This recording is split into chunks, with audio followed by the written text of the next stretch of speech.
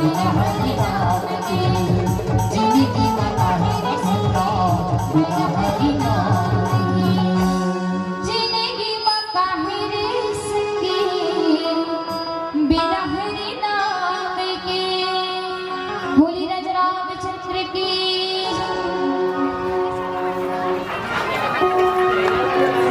प्रेम से बोलो राजा रामचंद्र की जय हो। नारद मुनि महाराज ला भगवान विष्णु के पास में नारद मुनि महाराज चल गए। भगवान विष्णु कथे नारद मुनि ला, नारद मुनि कहाँ कहाँ गए रहे जी? इदारी अपर दिन में आए हस नारद मुनि।